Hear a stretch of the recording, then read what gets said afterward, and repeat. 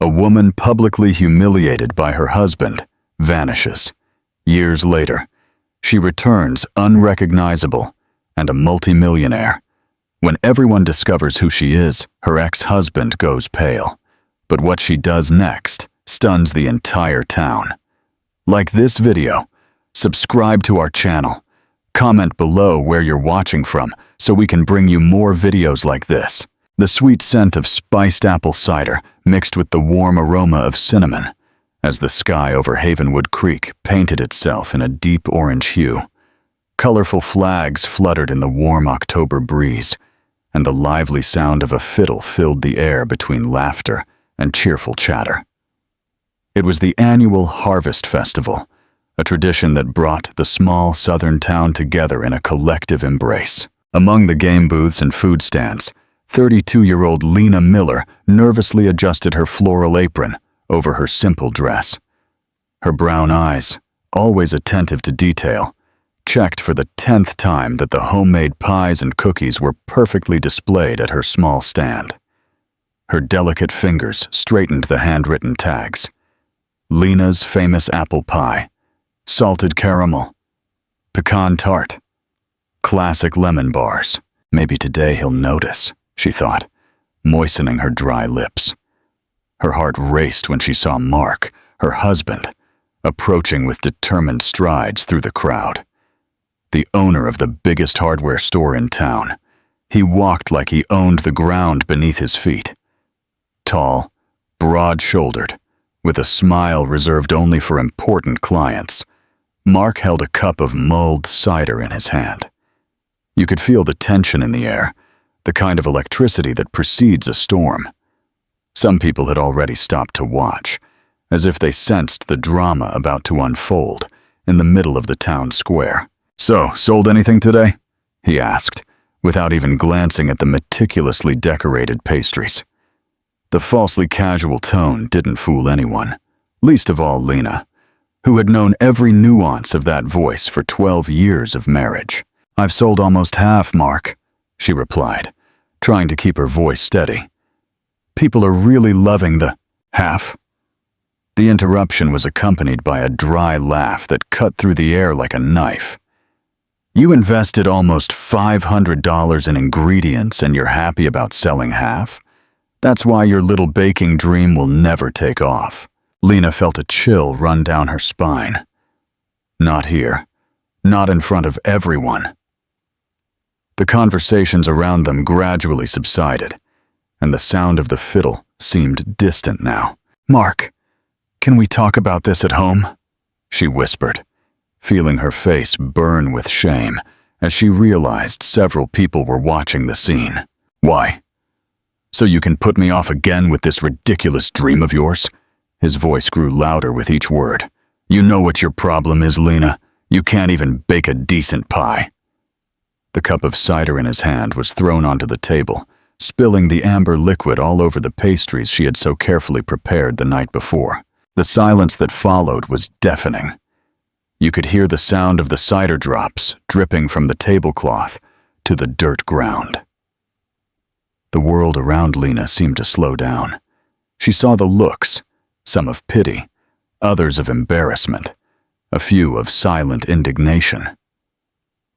Mrs. Marlene, the florist, put a hand to her mouth. Father Anthony looked away, flustered. Mark's sister Christina tried to hide a small smirk at the corner of her lips. The tears came, as inevitable as rain after suffocating heat. They streamed silently down Lena's face, mixing with the sweat of the hot afternoon. There was something in the taste of those tears, perhaps the bitter flavor of public humiliation, or maybe, though she didn't yet know it, the first taste of freedom. Have you ever felt like your entire world was crumbling? Like every dream you carefully nurtured was torn from your hands and stomped on before your very eyes? What would you have done in Lena's place? Would you have fled, or would you have stayed and confronted him? Let us know in the comments below. The festival went on, of course. Personal tragedies rarely interrupt public celebrations. The fiddle started playing again, conversations resumed, and Mark walked away toward his friends as if nothing had happened. But for Lena, nothing would ever be the same. Hours later, when the night had already covered the town with its starry cloak, Lena sat alone on the edge of the bed she shared with Mark. He still hadn't returned from the festival.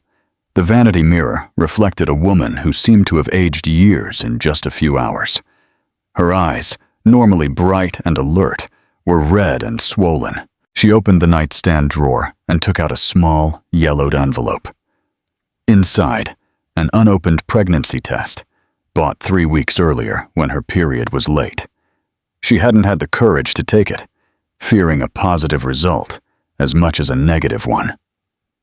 A baby would mean a permanent bond to a marriage she now realized had become a prison. The absence of a baby would mean she had no more excuses to postpone the changes she knew were necessary. Do you know that moment when all the pieces click into place and suddenly you see the complete picture with crystal clarity? For Lena, it happened when her fingers touched a small card hidden under the envelope. It was the contact information for Mrs. Geneva, her 70s neighbor, who, weeks before, had offered to help her after witnessing a particularly heated argument between the couple. "When you're ready, my dear," the elderly woman had said, with eyes that seemed to see through her soul. "Come see me. I have some savings put aside for an emergency, and I can't think of a bigger emergency than yours." At the time, Lena had thanked her with a sad smile, never imagining she would actually consider the offer. But now, with the taste of tears still fresh on her lips and the cider stain on her apron as a reminder of the public humiliation, something had changed. Slowly, like someone waking from a long sleep, Lena got up and took a small suitcase from the back of the closet. Her movements were calm, almost mechanical, as if she were watching someone else act. She packed a few clothes, her personal documents, a small box with the few pieces of jewelry she had inherited from her mother, and, after a moment of hesitation, the still-sealed pregnancy test. Have you ever felt that absolute certainty that comes in life's decisive moments? That feeling that despite all the fear and uncertainty, you are finally on the right path? That's what Lena felt when she closed the suitcase. There was no more room for doubt. She left her wedding ring and a small notebook where she had written, for years, recipes and ideas for the bakery she dreamed of opening. She didn't leave a note. Words seemed inadequate, insufficient to express everything she felt. Besides, what word could capture the complex whirlwind of emotions that consumed her? It wasn't just sadness or anger, but a mix of disillusionment, exhaustion, fear, and, surprisingly, hope. The early morning was silent when Lena gently knocked on the back door of Mrs. Geneva's house. The elderly woman answered promptly, as if she had been waiting for that moment. "You don't have to explain anything, my dear," she said, leading Lena inside gently. "I saw everything today in the square. Some things don't need words."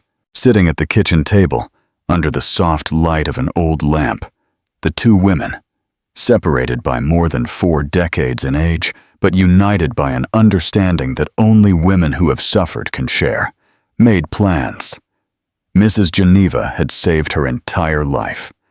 For a rainy day, as she used to say, and for Lena, a deluge was falling. "My daughter lives in Atlanta," Mrs. Geneva explained.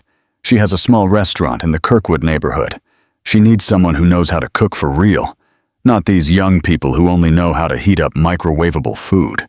Lena felt a wave of gratitude so intense that new tears welled up in her eyes. But these were different from the ones she had shed in the square. These were tears of recognition, of genuine human connection. "How can I ever thank you, Mrs. Geneva?" The elderly woman smiled, revealing wrinkles that told stories of a long life, not without suffering. "Thank me by being happy, my dear. And one day, when you find someone who needs help like you do now, reach out. That's how the world should work." Before the first ray of sun touched the horizon, a bus left the Havenwood Creek bus station, taking Lena to Atlanta. In her purse, in addition to her documents and the money Mrs. Geneva had insisted she take, was the still sealed pregnancy test. She would take it when she arrived in Atlanta. Whatever the result, she would face it with the new strength she had discovered within herself. Can you imagine what goes through a woman's mind as she leaves everything she knows behind, taking only a small suitcase and newfound courage? As the bus drove through the night, Lena looked out the window at the distant lights of the town she was leaving. She didn't know if she would ever return, but she knew for sure that when and if she did, she would be a completely different person. The sun began to rise as the bus entered the main highway. The first golden rays lit up Lena's face like a silent promise of better days. She closed her eyes, allowing herself to feel the warmth of the sun on her skin. There was something almost sacred about that moment, the end of one life and the beginning of another. In Havenwood Creek, Mark and Lena's house remained silent. He was still asleep, unaware that upon waking, he would find only a wedding ring on the bed and an empty space in the closet. Unaware that his life had also changed forever that night. And so, as a new day dawned, two lives followed completely different paths. One, still trapped in old patterns, appearances, and the arrogance that masks insecurity. The other embarking on a journey of self-discovery, rebirth, and, though she didn't yet know it, forgiveness. What no one could have predicted at that moment. Not Lena on her bus to Atlanta, not Mark in his ignorant sleep, nor the residents of Havenwood Creek, who would soon be gossiping about her disappearance.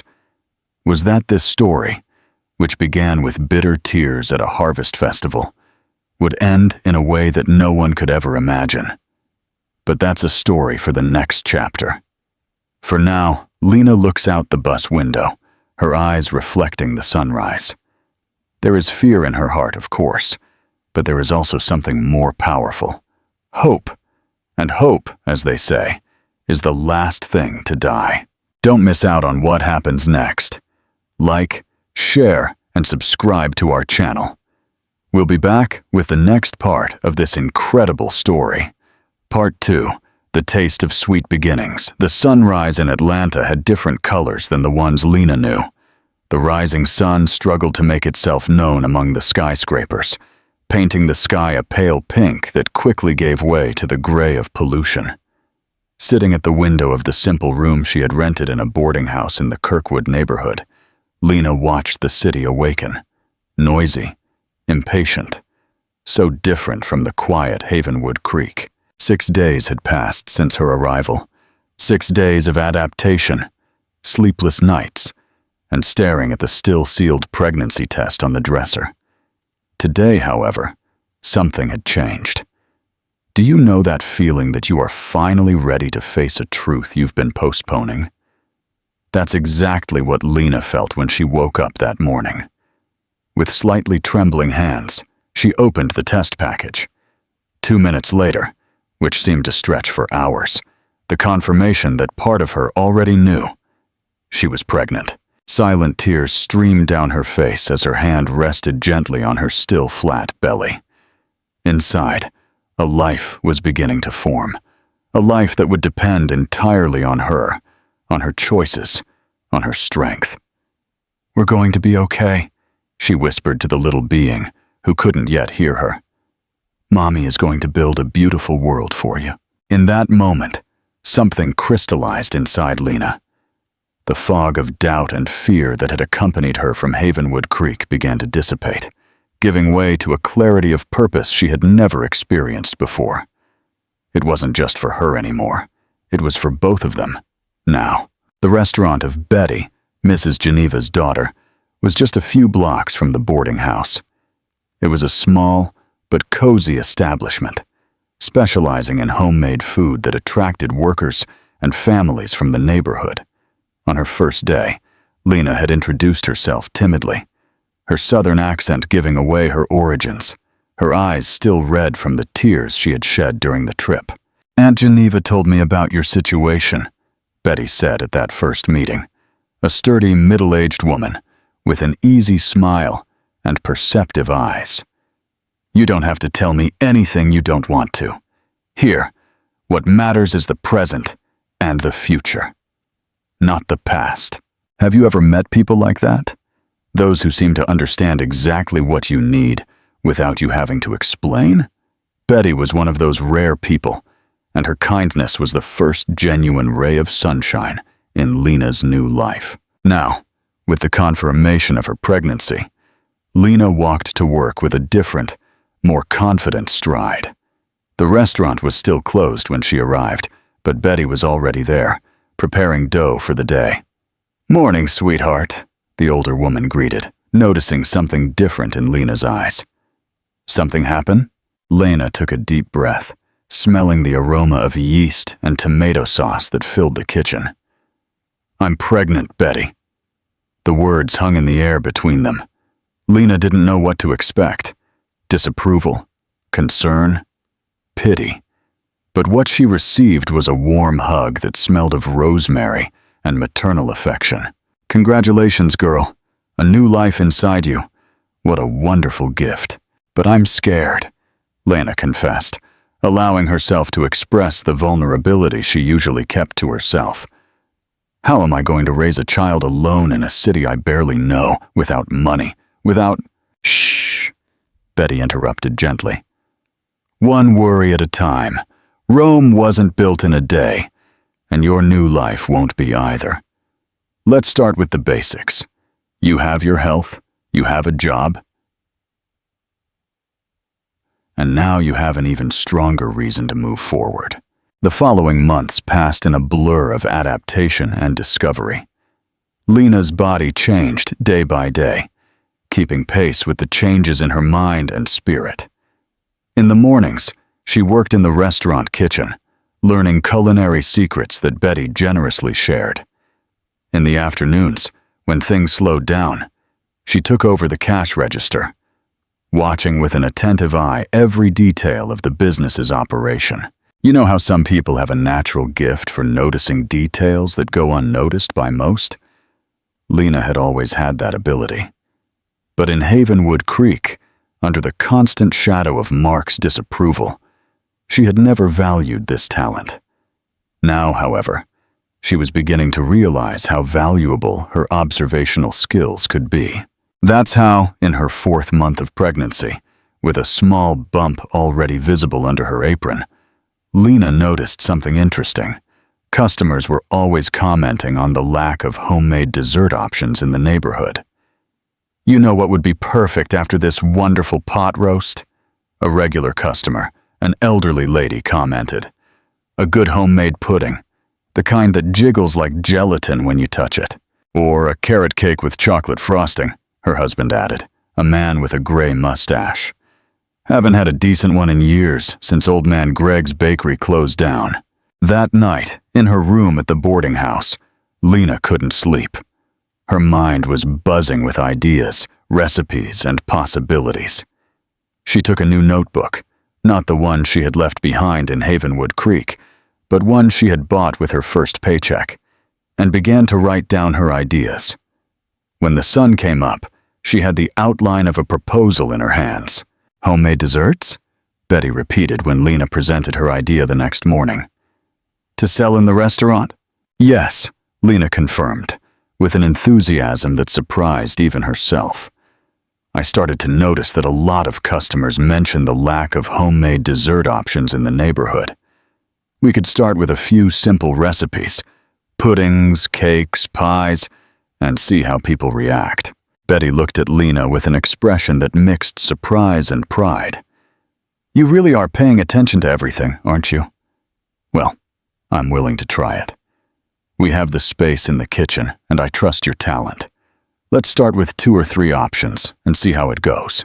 And so was born the dessert section of Betty's restaurant, which in just a few weeks would become as popular as the main dishes.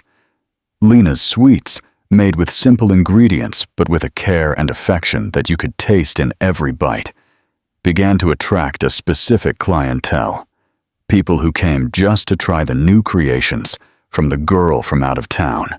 Have you ever experienced that feeling of being exactly where you're supposed to be, doing exactly what you're supposed to do? That's what Lena felt when she saw the looks of satisfaction on customers' faces as they tried her desserts, when she heard their sincere compliments, when she realized that something that came from her hands had the power to bring joy to others. In her 6th month of pregnancy, something unexpected happened. A letter arrived, forwarded by Menta Geneva from Havenwood Creek. It was from a law firm in Atlanta, informing her that Lena had been named the sole heir of a great-aunt who had recently passed away in Portugal. The woman, who had left the U.S. decades earlier after a difficult divorce, had accumulated a small fortune with a winery in the Douro Valley. "That's impossible," Lena murmured, rereading the letter for the 3rd time. "I barely remember this aunt. My mom mentioned her sometimes, but I never met her. Sometimes life surprises us in the most unexpected ways," Betty mused as they had tea together in the restaurant kitchen after closing. Maybe she was watching your life from afar, or maybe, who knows, the universe is conspiring in your favor. The inheritance wasn't a life-changing fortune, but it was significant enough to open up possibilities that had once seemed impossible.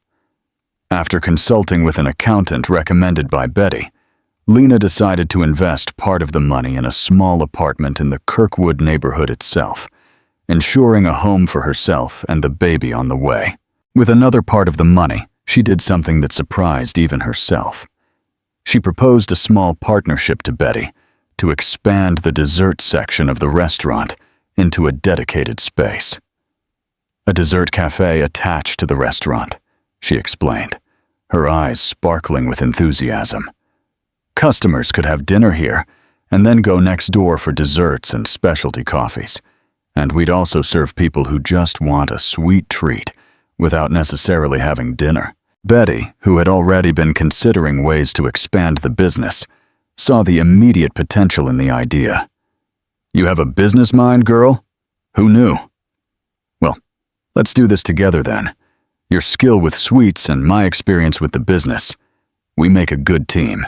And so, when her 8th month of pregnancy arrived, Lena wasn't just waiting for a baby. She was also waiting for the birth of a new business. The small commercial space next to the restaurant was rented, and renovations began. Betty insisted that Lena slow down her work in the kitchen, focusing on planning the new space and developing a unique dessert menu. On quiet nights, alone in her new, simple but cozy apartment, Lena would talk to the baby in her belly while flipping through magazines about decor and gastronomy. "See, little one?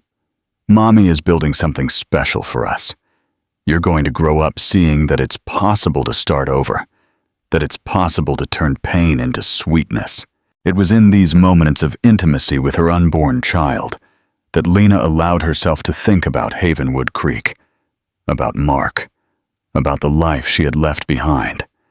Not with bitterness or resentment, but with a kind of distant gratitude. Gratitude for the strength that pain had given her, for the path that had brought her here. Have you ever realized that sometimes you need to completely remove yourself from a situation to see it clearly? That's what happened to Lena. As the months passed and her new life took shape, she began to understand patterns she hadn't been able to see before, to grasp dynamics that had shaped her marriage, and, most importantly, to realize her own worth in a way she had never before experienced. In her 9th month, as summer was giving way to the gentle autumn, the dessert cafe was almost ready for its grand opening. Only a few final details were missing when the first contractions began. "It's time," Betty announced, who was with her choosing the dishes for the cafe, when Lena went pale with a particularly strong contraction. "Let's go to the hospital now." 12 hours later, in the first minutes of a clear April morning, Lily was born. 7 pounds of pure miracle, with her mother's curious eyes and a tuft of dark hair. When the nurse placed the tiny bundle in her arms, Lena felt as if the entire world fit into that moment, into that embrace. "Hello, my little one," she whispered, tears of pure joy streaming down her face. "Welcome to the world. We have an incredible journey ahead of us." 3 weeks later, with Lily snuggled in a sling against her chest, Lena cut the ribbon for the grand opening of Sweet Beginnings, the dessert cafe that would become, in the years that followed, the first step of a gastronomic empire that no one, not even she, could have predicted at that moment. As she smiled at the small crowd that had gathered for the opening, Betty, the restaurant's loyal customers, neighbors, and newfound friends, Lena felt a quiet certainty settle in her heart. Those seeds of renewal, planted in soil, watered with tears, were now beginning to sprout, and the harvest promised to be sweet, much sweeter than the bitterness she had left behind. Don't miss out on what happens next. Like, share, and subscribe to our channel. We'll be back with the next part of this incredible story. Part 3. The Return of the Prodigal Daughter.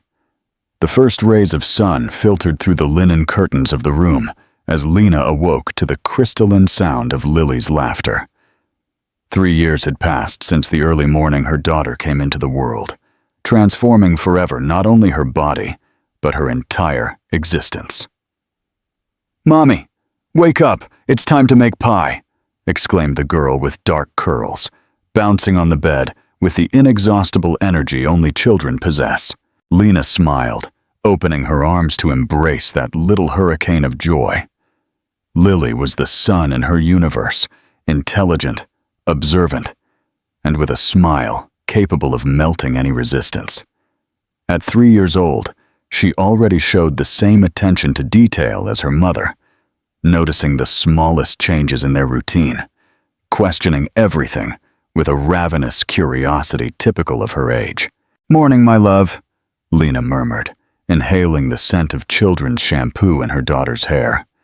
"Yes, it's pie day, but first, breakfast."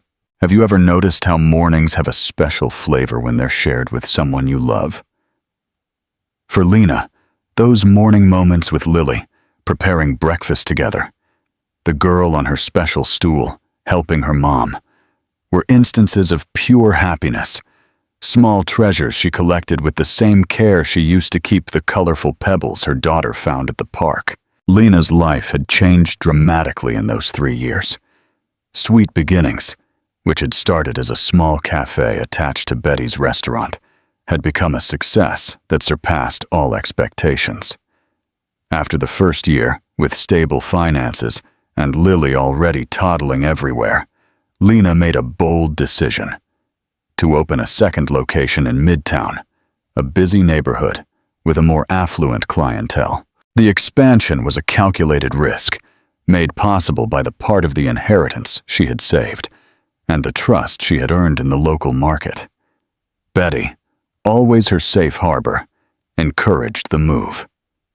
"You've got the Midas touch, girl," her friend said when she visited the new store for the first time. "Who saw you arrive here, shy and scared, and who sees you now, a successful businesswoman?"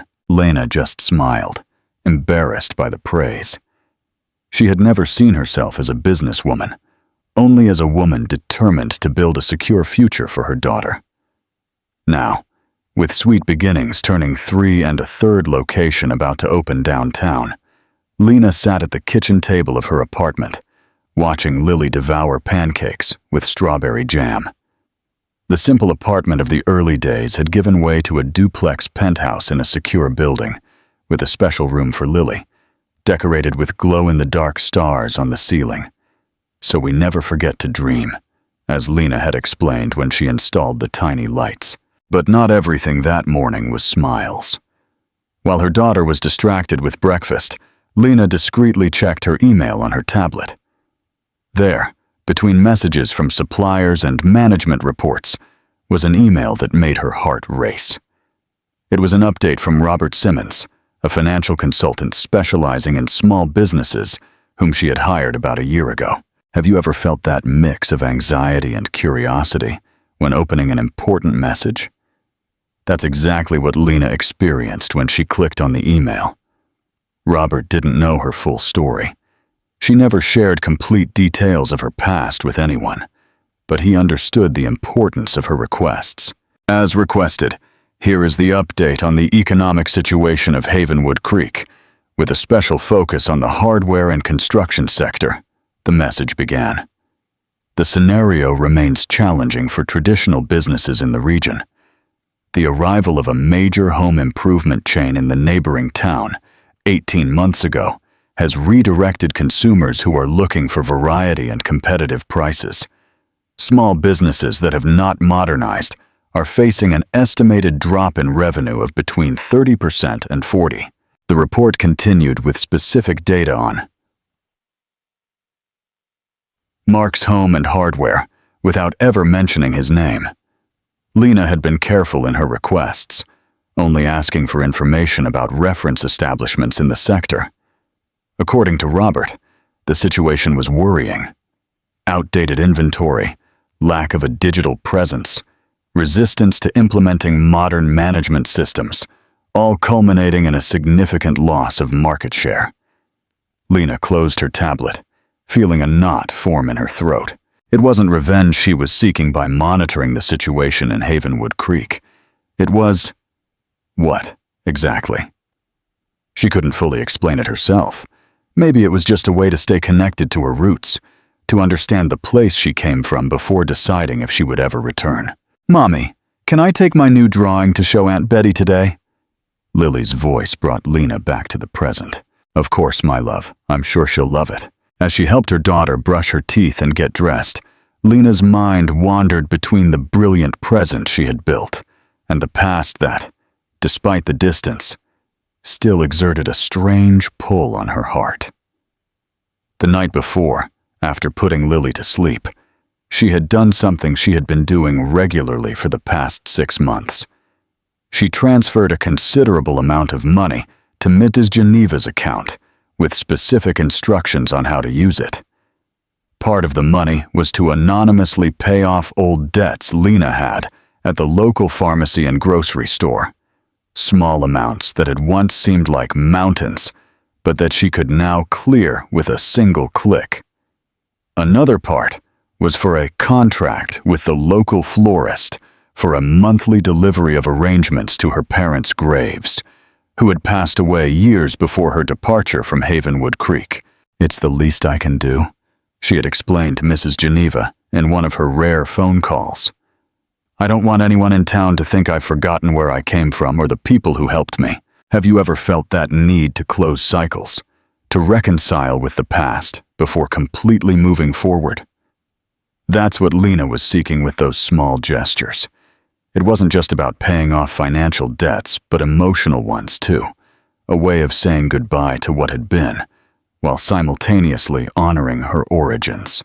The day went by in the usual business bustle. The third Sweet Beginnings store would open in 2 weeks, and 1,000 details required her attention. Lena, who initially personally supervised every aspect of the production, now delegated much of the operational work to a carefully trained team. Her focus had expanded. It was no longer just about making perfect desserts, but about creating a complete experience, a brand that symbolized comfort and quality. At the end of the afternoon, while reviewing the uniforms for the new team in her office at the Midtown location, Lena received an unexpected call. "Mrs. Miller, this is Anthony Jones from the New Horizon Real Estate in Havenwood Creek." Lena's heart almost stopped.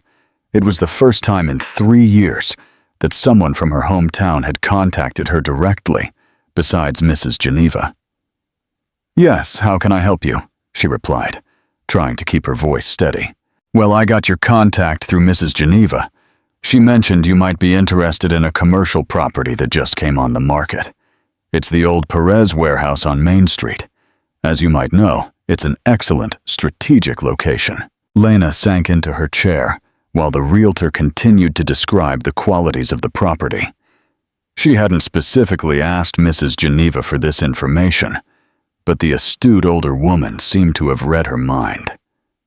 "I'll think about it, Mr. Jones," she finally replied. "Can you send me the details by email? I promise to review them carefully." After hanging up, Lana remained motionless for several minutes, looking out her office window at the street traffic. Was she really considering this? Going back to Havenwood Creek, not just in thought, but physically. Establishing a business there? The idea, which until then had seemed like a distant fantasy, began to take concrete shape. It wouldn't be a return to the past, but an extension of her present. To bring a little of the success she had achieved to her hometown, to create jobs, to contribute to the local economy that, according to Robert's reports, was facing difficult times. And there was also Lily. As she grew up, the girl was beginning to ask questions about her origins, about her mother's family, about the father she had never known. How long could Lena postpone these conversations? How long could she protect her daughter from the complete truth about her story?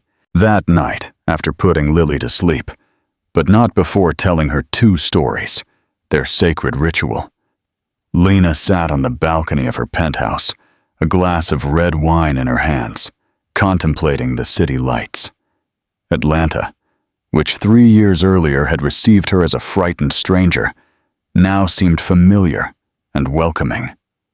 There, she had built her new life, found her voice, and rediscovered her strength. Have you ever felt that sometimes, to truly move forward, you need to revisit your past? It was this understanding that came to Lena on that starry night. Havenwood Creek wasn't just the place of her heartache. It was also the soil where she had been born, where her parents were buried, where she had taken her first steps. It was a part of her, for better or for worse. The realtor's email arrived while she was still contemplating the horizon. Attached were not only details about the warehouse, but also a broader report on the town's economic situation. Mark's business was mentioned directly this time. It was on the verge of bankruptcy, with accumulated debts and customers migrating to the more modern competition in the neighboring town. A whirlwind of emotions filled Lena as she read that information. It wasn't satisfaction at her ex-husband's difficulty, as she might have expected to feel years ago. It was something more complex, a mix of understanding, sadness for the reality of a man who hadn't known how to adapt to new times, and, surprisingly, a genuine desire to change that situation. That same night, she made a decision. She called Robert Simmons and made a request that would surprise anyone who knew her story. She wanted detailed information about the financial situation of Mark's Home and Hardware, including a full evaluation of its debts, assets, and potential for recovery. "I'm considering an acquisition," she explained, her voice firm despite the internal turmoil. "Not out of interest in the hardware sector, but as part of a larger plan." In the weeks that followed, while supervising the opening of the third Sweet Beginnings store, Lena plunged into meticulous planning. What had started as a vague idea transformed into a concrete project to expand her business to Havenwood Creek, not only with a branch of her successful bakery, but with a local development plan that would include the restructuring of struggling traditional businesses. "It's crazy," she confessed to Betty when she finally shared her plans. "To go back to the place I ran from, to invest in the business of the man who publicly humiliated me." "It's not crazy," Betty replied, with the quiet wisdom that always characterized her. "It's the closing of a cycle. You're not running anymore, Lena. You're choosing to go back on your own terms, and that makes all the difference." On a sunny afternoon in December, exactly 3 years and 5 months after her silent departure, Lena signed the documents that set her boldest plan in motion. She acquired, through a debt recovery company, a large part of the debts of Mark's Home and Hardware. At the same time, she bought the old Perez warehouse, with plans to transform it into the largest Sweet Beginnings location yet. Lily, now an eloquent little girl of almost 4, watched her mother with curiosity as she organized documents in her home office. "Mommy, are we going on a trip?" Lena smiled, pulling her daughter onto her lap. "Yes, my love. We're going to see a very special place for Mommy. A place where I was born and grew up, where your grandparents lived. It's called Havenwood Creek. Is it far?" "Not too far. It's a small town, very different from Atlanta. It has a beautiful square in the center, with an old church and a gazebo where wonderful festivals happen." Lily's eyes sparkled with excitement at the prospect of an adventure. "And are we going to stay there for a long time?" Lena hesitated for just a moment before answering. "For as long as it takes, my love. For as long as it takes to complete a story that began a long time ago." As Lily hopped off her lap to get her toys, eager to decide which ones to pack for the trip, Lena watched her daughter with a mix of overflowing love and serene determination. The path she had chosen would not be easy. She knew she would face ghosts, curious glances, and difficult questions. But she was ready. For the first time in her life, she felt completely in control of her destiny, of her choices. She was no longer the frightened young woman who had fled one summer morning, taking only a small suitcase and a pregnancy test. She was an accomplished woman, a successful businesswoman, a devoted mother. And now she was about to add a new chapter to her story, one that no one, not even she, could have predicted 3 years earlier. This story is getting more shocking with every turn. What do you think will happen when Lena returns to her hometown? What do you think her ex-husband's reaction will be? Tell us in the comments. And don't forget to like, share, and subscribe. Part 4. The Confrontation. The sun was already setting in the west when Lena's car passed the faded sign that read, "Welcome to Havenwood Creek, land of hospitality." The open windows let in the unmistakable aroma of wet earth and eucalyptus trees that lined the road, a scent that instantly transported Lena back in time, erasing the nearly 4-year distance that separated her from that place. In the back seat, Lily had finally fallen asleep after hours of incessant questions about their destination. Her dark curls framed her serene face, so much like her mother's, that she was almost a miniature photograph of Lena at the same age.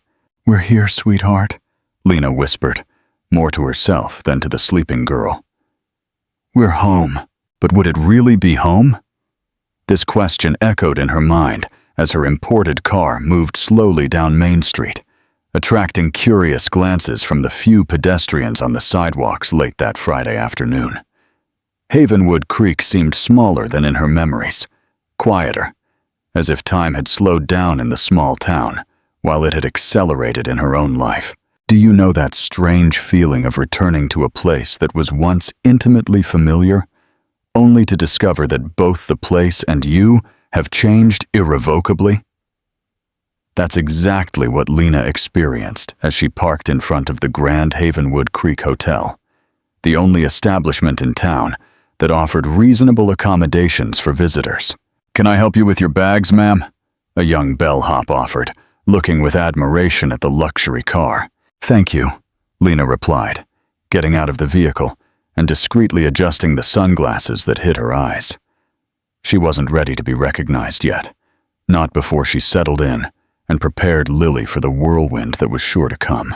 The hotel room was simple but comfortable, a 2-room suite that Lena had reserved for the first few weeks until the renovation of her parents' old house, which she had secretly bought through an intermediary, was complete.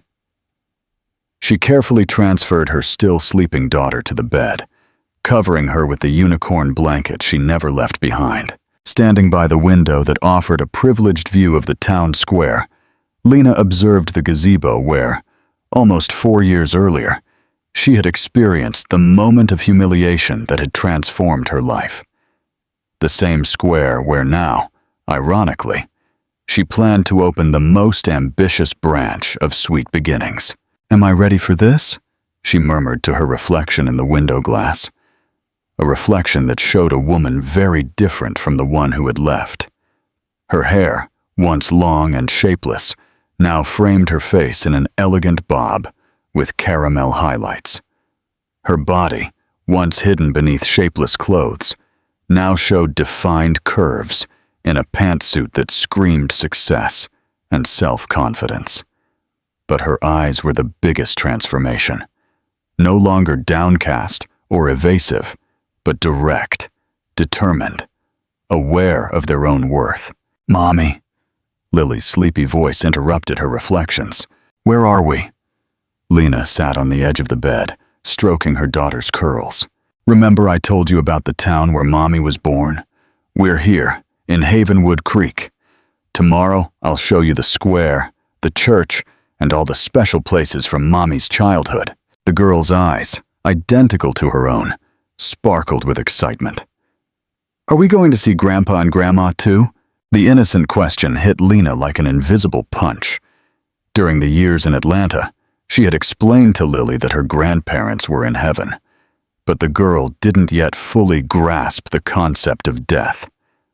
As for her father, Lena had postponed that conversation, saying only that he lived far away. Now, in Havenwood Creek, those simplified explanations would no longer suffice. "Grandma and Grandpa are in heaven, remember? But tomorrow we can visit the place where they rest and bring them some beautiful flowers. As for your father," Lena took a deep breath, choosing her words carefully. "He lives here in this town, and we're going to meet him soon. Have you ever felt the weight of a truth that has been postponed for too long?" Lena felt that weight now, pressing on her chest as she tried to explain the complex situation to her daughter in terms a child of almost 4 could understand. The first morning in Havenwood Creek dawned bright, with that intense blue that only a small town sky seems capable of displaying. After breakfast in the room, Lena decided it was time to show her face. She dressed Lily in a floral dress, combed her rebellious curls, and after a brief hesitation in front of the mirror, opted for a simple but elegant look. Impeccable cut jeans, a white silk shirt, and a single accessory. A delicate gold necklace with a miniature bakery pendant. A gift from her team when sweet beginnings turned 2. "Let's go see the town, my love." Hand in hand, mother and daughter left the hotel, walking slowly along the sidewalk of Main Street. It didn't take long for the first looks of recognition to appear. An elderly lady at the pharmacy door dropped the package she was holding. The barber stopped cutting hair, his mouth open in surprise. A group of teenagers stopped talking, pointing discreetly. "Lena! Lena Miller!" The voice came from a middle-aged woman leaving the bakery. It was Regina, an old school friend who had always been kind to her. Lena smiled, feeling a lump form in her throat. This was the first real test, the first official recognition of her return. "Hi, Regina, long time no see." The woman approached, her eyes wide as she alternated between Lena's face and little Lily, whose resemblance to her mother was undeniable. "My God, it's really you. Everyone talked when you left.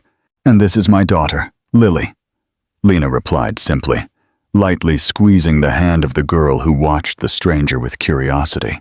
The news spread through the small town with the speed that only rumors in close-knit communities can achieve. Before they even completed their walk to the town square, Lena could feel the stares multiplying, the conversations halting, the poorly disguised whispers. Some greeted her shyly, others just watched from afar, incredulous. In the square, where the memories of the Harvest Festival still haunted her thoughts, Lena allowed Lily to explore the gazebo, keeping a watchful eye on her. It was there, sitting on one of the freshly painted wooden benches, that she received the first visit that really mattered. "I knew it was true. When I heard the rumors this morning, I knew it had to be you." Lena looked up to find the wrinkled face and kind eyes of Mrs. Geneva. The older woman, more stooped than in her memories, leaned on a simple cane. Mrs. Geneva," Lena whispered, getting up to hug the woman who had made her escape possible years ago. "How are you?" "Alive," the older woman replied with a mischievous smile, which at my age is quite an achievement. Her eyes moved to Lily, who was now running toward her mother. "And this must be the little one who was in your belly when you left." Lena nodded, formally introducing her daughter to the woman who, without ever having met her, had already profoundly impacted her life. Lily, always sociable, was soon talking animatedly with the older woman about the pigeons in the square and the colors of the flowers in the beds. "You came back to stay?" Mrs. Geneva asked when the girl moved away again to explore. "Yes," Lena confirmed. "I bought my parents' old house, and I'm planning to open a branch of my business here. Sweet Beginnings is a network of bakeries I started in Atlanta." The older woman nodded, as if she already knew all of this, and she probably did, through the discreet communications they had maintained over the years. "And what about him? You know things aren't going well for Mark, don't you?" Lena took a deep breath before answering. "I know everything, Mrs. Geneva. In fact, it's part of the reason I came back." The older woman's eyes shone with an understanding that went beyond the words spoken. "You were always special, dear. I always saw that in you, even when you couldn't see it in yourself." The afternoon was a blur of visiting familiar places that now seemed strangely new through Lena's eyes. She showed Lily the school where she had studied, the church where she had been baptized, the ice cream shop that, surprisingly, still had the same faded sign from 2 decades ago. Have you ever revisited places from your childhood and been surprised by how much smaller and simpler they seem than in your memories?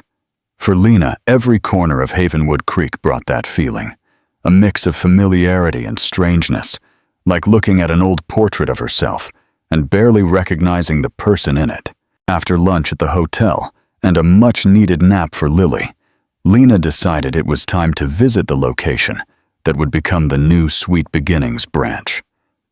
The old Perez warehouse, strategically located on the corner of the square, was an imposing building from the turn of the century, with thick walls and large windows that promised perfect natural light, accompanied by the realtor, who didn't hide his astonishment at the transformation of the former resident, who was returning as a prosperous businesswoman.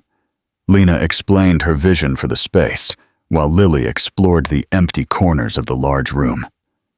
"I want to keep the original facade, just restoring the details.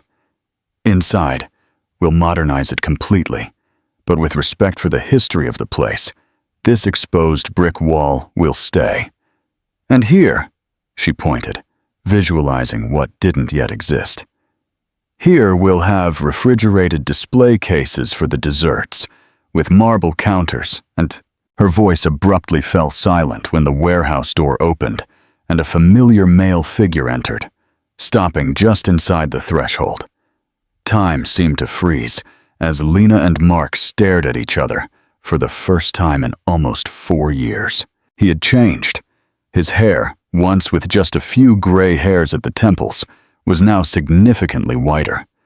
There were new wrinkles around his eyes, and his body, once robust and imposing, seemed slightly diminished, as if the weight of recent years had literally compressed his frame. "So it's true," he finally said, his voice hoarse, as if he hadn't spoken in a long time. "You came back." The realtor, sensing the tension in the air, mumbled something about checking the backyard and quickly disappeared through a side door. Lena thanked him mentally for the moment of privacy, while she called Lily closer with a gentle gesture. "Yes, I'm back," she replied simply, keeping her voice steady despite her racing heart. "To stay?" Mark's eyes moved slowly from Lena's face to the little girl beside her, and there they stayed, wide with a mixture of shock and gradual understanding.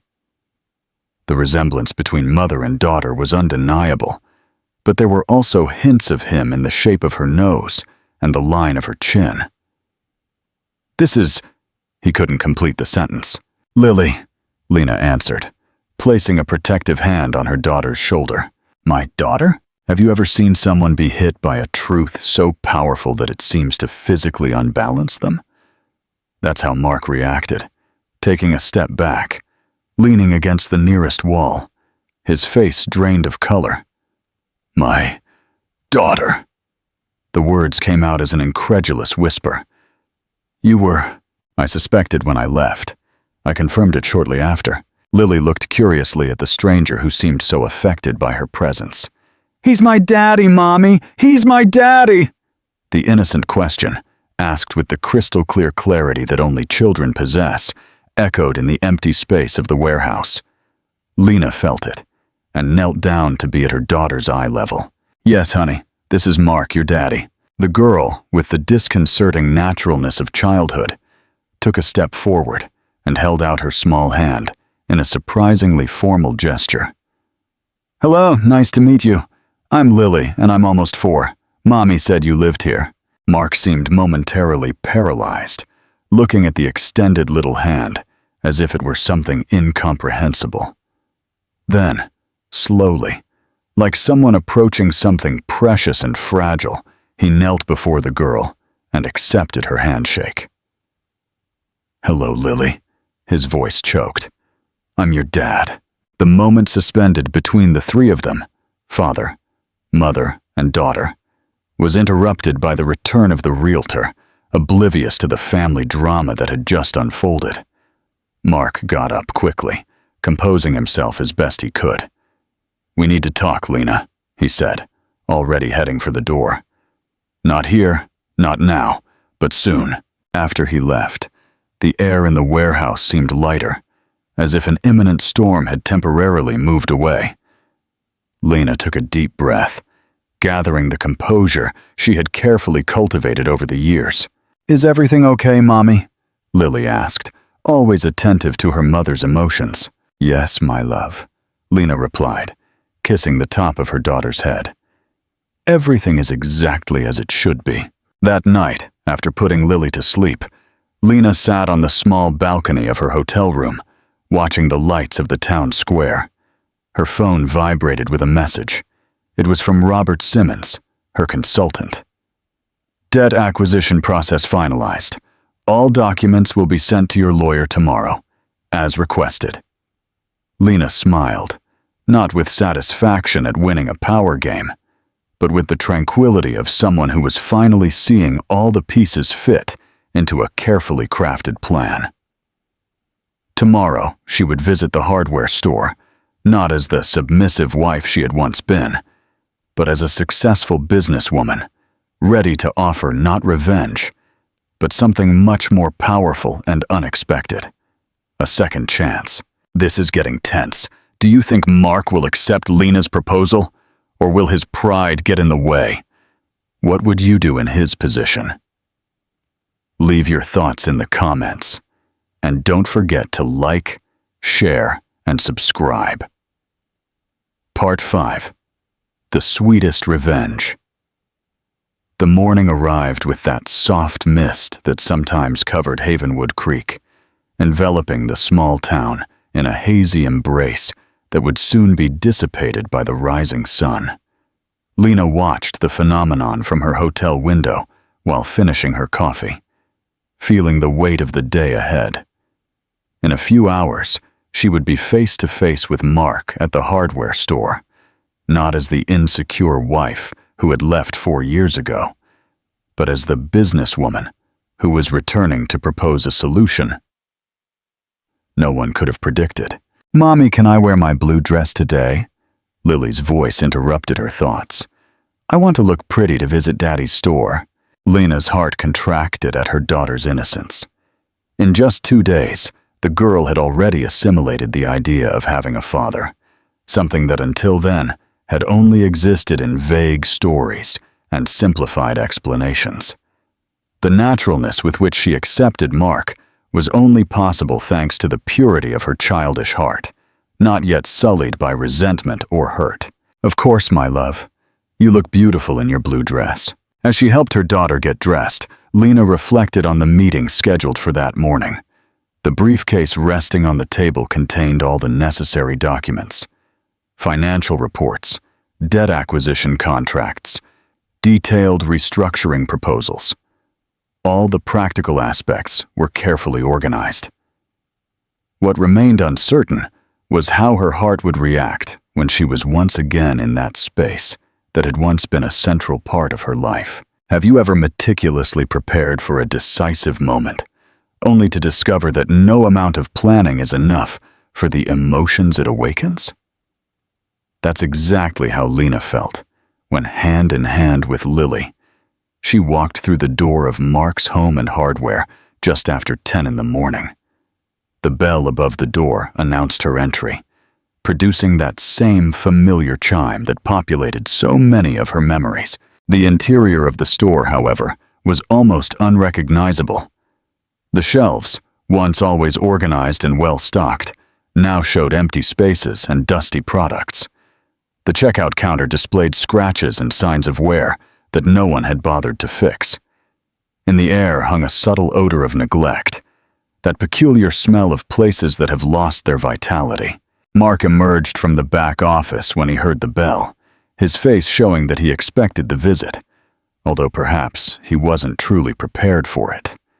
At his side, to Lena's surprise, was Christina, his sister, and Lena's former sister-in-law, the same one who had smiled discreetly during her humiliation in the square years ago. "Good morning," Lena said, keeping her voice firm and professional. "As we arranged by phone." Mark nodded, his eyes inevitably fixing on Lily, who was curiously watching the tools displayed in a nearby window. "My niece?" Christina's voice broke the tense silence, a mixture of disbelief and something more complex in her tone. "Yes," Lena replied simply, turning to her daughter. "Lily, remember I told you about your Aunt Christina? She's your dad's sister." The girl smiled, showing the same genuine friendliness she had displayed when meeting Mark. "Hi, Aunt Christina. I like your necklace. It looks like a star." The innocent comment seemed to unnerve Christina, who instinctively put her hand to the gold pendant on her neck, a gift that Lena knew well where it came from. It was a piece of jewelry that had belonged to Mark's mother, traditionally given to the bride when she married. A piece of jewelry that, by rights, should have been hers. "Can we talk in the office?" Mark suggested, breaking an uncomfortable moment. "Sueli can keep an eye on Lily here in the store." Sueli, a longtime employee who now seemed to be the only one left, smiled gently at the girl, offering to show her how the cash register worked. With Lily entertained, the three adults headed to the small office in the back of the store. The space was exactly as Lena remembered it. The same dark wood desk, the same organized folders on the shelves, even the same promotional calendar from a cement supplier on the wall, although now showing a different year. The only notable addition was a photograph of Mark and Christina together at a business fair, smiling side by side in a way that suggested more than a fraternal relationship. "You didn't have to come back," Christina began, barely containing the hostility in her voice. "We had everything under control here." Lena smiled slightly, placing her briefcase on the desk and carefully extracting the documents. "The numbers disagree with you, Christina. Mark's Home and Hardware is on the verge of bankruptcy. Debts to suppliers, back taxes, defaulted bank loans, not to mention the consistent drop in sales over the past few quarters." "How do you know all this?" Mark questioned, his face pale, contrasting with the rising flush on Christina's cheeks. "I've been monitoring the economic situation of Havenwood Creek for some time.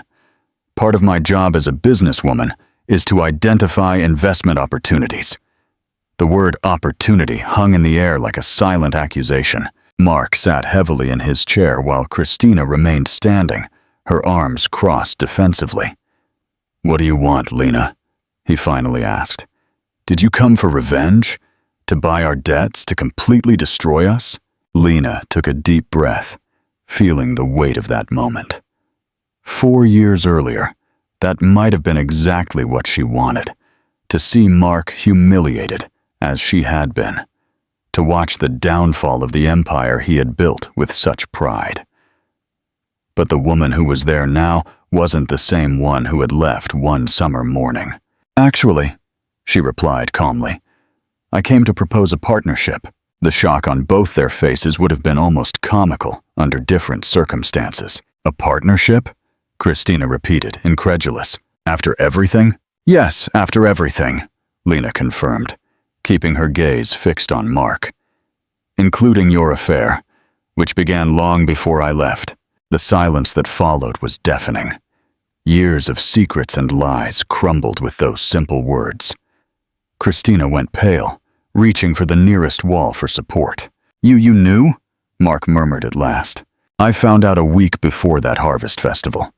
That's why I was so vulnerable, so unable to defend myself, when you publicly humiliated me. What I didn't know at the time was that your entire family was aware. Your mother, your father, all of you part of a plan to get me to disappear discreetly." Lena kept her voice surprisingly controlled, as if she were narrating someone else's story. "What I discovered later, through Mrs. Geneva and other contacts, was how the situation deteriorated after I left. Your relationship went public a few months later, causing the scandal your mother had so feared. The business began to suffer when people connected the dots and understood what had happened to me. And then, when the local economy began to shift with the arrival of bigger competitors, you no longer had the community's respect to sustain your traditional customer base." Mark lowered his head, unable to face Lena's direct gaze. Christina, on the other hand, regained some of her aggressive composure. "And now you come back as the great savior to show off your money and your success?" Lena shook her head, pulling more documents from her briefcase. "No, Christina. I'm back as someone who understands that the past cannot be changed, but the future always offers new possibilities. I came back for Lily, so she can know her roots. I came back for myself, to close the cycles I left open. And yes, I also came back for Mark's home and hardware." "Why?" Mark's question came out as a near whisper. "Because I believe this company still has potential. With proper modernization, digital strategies, a debt restructuring, and new suppliers, it can be competitive again." Lena gently pushed the documents toward Mark. "My proposal is clear. I will cancel the acquisition of the debts, invest in the company's modernization, implement efficient management systems, and establish an integrated distribution network with other local businesses, including Sweet Beginnings, which I will open in 3 months. The silence that followed was broken only by the distant sound of Lily's laughter coming from the store. "In exchange," Lena continued, her voice gaining firmness, "I demand non-negotiable conditions. First, the immediate and public end of your relationship. You can't," Christina began, but Lena interrupted her with a calm gesture. "I'm not dictating your personal lives. I'm establishing conditions for a business investment. If you prefer to maintain the relationship, I respect your choice, but then there will be no business agreement." "What else?" Mark asked, ignoring Christina's furious stare. "Mandatory family therapy for all of us, including Lily. Active and gradual participation in your daughter's life, building a healthy relationship, and a public commitment to a change in both your business and personal behavior." Mark looked at the documents in front of him for a long time, then at the photograph on the wall, and finally at the half-open door through which he could glimpse Lily playing innocently. "Why, Lena?" he asked again, this time his voice choked with emotion. "Why not just destroy us after everything we did?" Lena allowed herself a moment to truly consider the question. Why, after all? It would have been simpler, perhaps even more satisfying in the short term, to use her newfound power to repay the pain she had felt. "Because revenge only perpetuates the cycle of hurt," she finally replied. "And because I discovered, in the last 4 years, that true power is not in destroying others, but in building something better for everyone, including myself. Her words hung in the air like a revelation, not only for Mark and Christina, but perhaps even for herself. The crystallization of an understanding that had been maturing since she decided to return to Havenwood Creek. "I need time to think," Mark said. After a long silence, "You have until Friday," Lena replied, getting up and gathering her briefcase. "After that, the banks will execute the guarantees and it will be too late." As she left the office, she found Lily sitting on the counter, drawing with colored pencils, while Sueli watched her with a nostalgic smile. "She looks so much like you at that age," the employee commented. "She has the same way of furrowing her brow when she's concentrating." Lena smiled, holding out her hand to her daughter, who hopped animatedly to the floor. "It was good to see you again, Sueli. I hope we can work together again soon." As she left the hardware store, Lena felt a lightness she hadn't expected. She had faced her ghosts, spoken her truths, and offered a solution that few would immediately understand. The rest was in the hands of destiny, or rather, in the choices that Mark and Christina would make in the coming days. 3 days later, on a Friday morning, the town square of Havenwood Creek witnessed a scene that would become part of local folklore for decades to come. Under the same gazebo where Lena had been humiliated 4 years earlier, the central figures of that drama now came to an unexpected conclusion. Mark, visibly nervous but determined, shook Lena's hand in front of a small crowd of curious citizens, while cell phone cameras recorded the moment. Beside them, a lawyer held the newly signed documents that formalized the partnership. "I want to publicly thank Lena Miller," Mark declared, his voice amplified by a small microphone. "Not just for the investment that will save this company, but for the lesson in humanity I have received. I made serious mistakes in the past, deeply hurt someone who didn't deserve it, and now I have a chance to do things differently. From today on, our company will not only be a renewed business, but a symbol of how it's possible to rebuild from the ashes of our own mistakes." Murmurs ran through the crowd. Some faces showed surprise, others skepticism. A few showed cautious approval. In the background, Christina watched the scene with an indecipherable expression before turning and walking away from the square. Her choice had been different from Mark's, and now she would follow her own path to another city. When it was Lena's turn to speak, she looked around, at the same trees, the same benches, the same sky that had witnessed her humiliation. But now everything seemed different, seen through the eyes of the woman she had become. "Havenwood Creek will always be my home," she said simply. "I left here to discover my strength, and I'm returning not to seek revenge, but to share what I've learned. Sweet Beginnings, which will be opening soon, will be more than a bakery. It will be a space for connection, for shared memories, for flavors that remind us that life, even in its most bitter moments, always holds the promise of future sweetness." Lily, who was watching everything with the comical seriousness that only children can maintain on formal occasions, suddenly ran to the center of the gazebo, pulling both Lena and Mark by the hands. "Are we a different kind of family now?" she asked, with the disconcerting simplicity of childhood.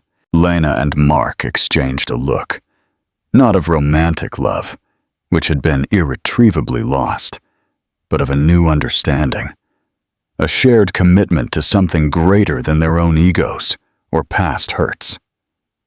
"Yes, honey," Lena replied, kneeling to be at her daughter's eye level. "A different kind of family, but a family." That afternoon, as the sun began its descent on the horizon of Havenwood Creek, the aroma of mulled cider once again filled the square. Not to mark a humiliation, but to celebrate a new beginning. The small town, which had been the stage for so much pain, now witnessed how forgiveness could be more powerful than any revenge. And Lena, watching her daughter run joyfully across the lawn of the square, finally felt that the cycle was complete. She had transformed her pain into growth, her hurt into compassion, her desire for payback into something infinitely more valuable: the ability to offer a second chance, not just to others, but especially to herself.